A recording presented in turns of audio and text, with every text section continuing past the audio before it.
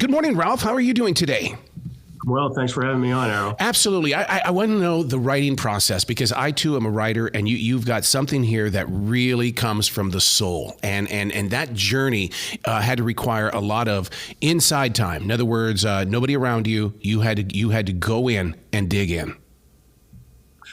I like questions about my writing. Thanks. Mostly I get questions about Saigon. But writing is my favorite thing to do. Yes, what happened was I wrote three and a half novels, and I tried to sell them, and I kept getting shut down. And then one of my friends just shook me by the lapels and said, "Ralph, write your story." And so they always say write about what you know about. So I sat down, and in 10 months I had a full manuscript and started showing that around. And then I sent it off to the, I was very careful about the agent I picked. I think authors, if there's one piece of advice I can get to new writers, it's make sure you get the right agent. I picked one who had represented works that were similar to mine in a certain way. And that is, they were about regular people faced with extraordinary circumstances who rose to the occasion. And she came back. She hadn't even finished it. She picked up the phone, called me, and said she wanted to represent me. That was Lauren Meyer at D. Fiore and Company. And she's been great for me. See, it's personal victories like that you want to plant in other writers' hearts. And that's one of the reasons why I started the iHeartRadio channel, View from the Writing Instrument, is because there's a lot of hider writers out there. They hide their stuff, but they won't get it out there. You kept going beyond the word no, to push yourself beyond no. What did that require? Because, I mean, to finally land on a yes, I mean, like we said, it's a victory. But getting by that no is always going to be the challenge. Well, it's not for everybody, I'll tell you. I mean, I wrote what I thought 20 years ago. I wrote what I thought was a really good novel, and I showed it around. Nobody wanted it, so I did what anybody else would do. I wrote another novel, and I spent another year writing that. Showed it around, couldn't sell it, so I did what anybody else would do. I wrote another novel, and I just kept going and going, and finally I wrote this piece of nonfiction. And what I did is I used the techniques of fiction, the craft of fiction, all the tricks of the trade. I put that in my nonfiction book. And there's a way I phrase this that might resonate with your listeners, and that is good fiction is the art of making the things that are not real seem real. What I use that same toolkit to apply to nonfiction to make it sound incredible. You know what's really interesting about your writing, Ralph? It goes back to Mark Twain, where he explained that the thing that writers need to do is use their own writing accent, and you use your accent. In other words, I could never go in and write the way that you do because you are you, and you're not trying to be somebody on these pages. And I think that's why I'm so drawn to how you present the words. Thanks again. Yeah, it was a very personal book. I found myself at age 27 in a backwater of civilization at the end of a war, in a test of wills with a powerful ambassador, and it gave me an experience that has survived inside me for the next 48 years.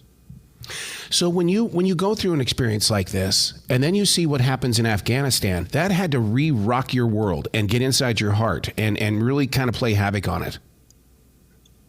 It's true. Afghanistan was a comparable debacle, foreign policy disaster. I would argue that Afghanistan was worse, and here's why.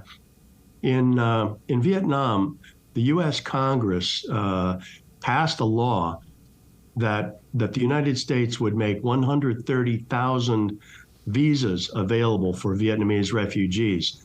That didn't happen in Afghanistan. We just walked away. Also, in Vietnam, we set up three major refugee centers, one in Guam, which is where I spent 3 nights, called Tent City in Guam. 30,000 refugees in a square mile living in tents.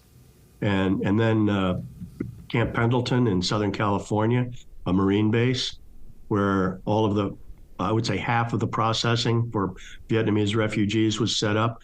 It was just a mammoth operation, quite well run, I must say. And also Fort Chaffee, Alabama, had a similar kind of incoming processing facility. None of that happened with Vietnam. We just got on flights and bailed out.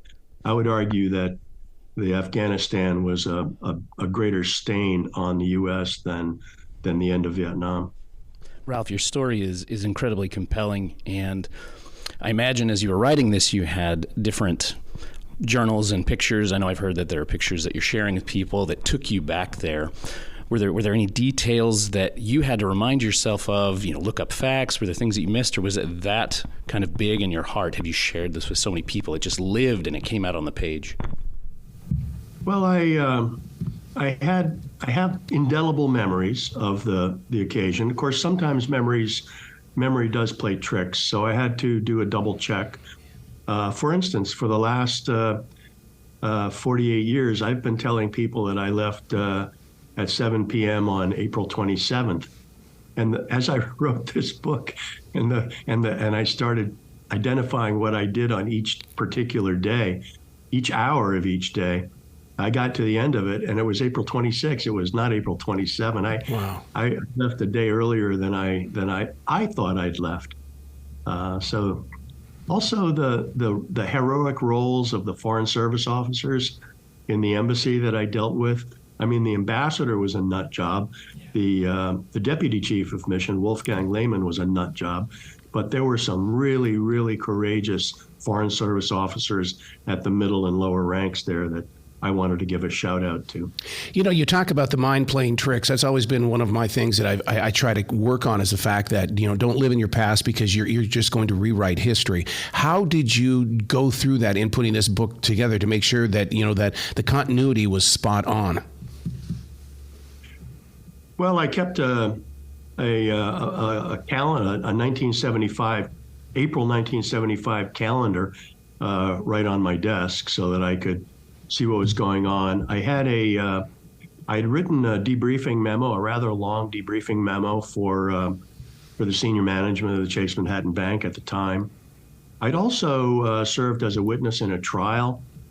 Chase Manhattan Bank was being sued by one of its commercial clients for leaving, quote, too early, unquote, and they lost some of their ships because they weren't able to pay their crews off. I had a lot of details to go by. I wrote it, as I say, I slammed it out in 10 months. And then, only then did I go back and look at others' renditions of the fall of Saigon to make sure mine was, to do a double check on my own facts. Wow. One of the great resources I came up with was a book called The Fall of Saigon by David Brown. Brown, and it had, and then I went to his records that he donated his papers to Butler. His name was David Butler. He donated his papers to Dartmouth College, where he'd matriculated, and I went through every photograph he took. He was a journalist. I went through every photograph he took, every note he wrote, and compared it to my own. And our experiences were similar enough, including the mental state of the ambassador. Getting Out of Saigon is officially available. Where can listeners go to find out more about you and your other books? Because I'll never say no to your books. So I would hopefully that we can find them and get our eyes on those pages. The best source right now is my site, ralphrobertwhite.com. A lot of bookstores have the book now. It's rising in the sales charts. I got an amazing book review at the Washington Post. People can, if they Google Washington Post Ralph White, they'll see that one. My Kirkus review is off the charts. I got a starred review. It's going to be hard to avoid this book. Well, I'm just glad you gave yourself permission to do it. Please come back to this show anytime in the future. The door is always going to be open for you, Mr. Ralph. You're very kind, Errol. Thanks. You be brilliant today, okay, sir? You too.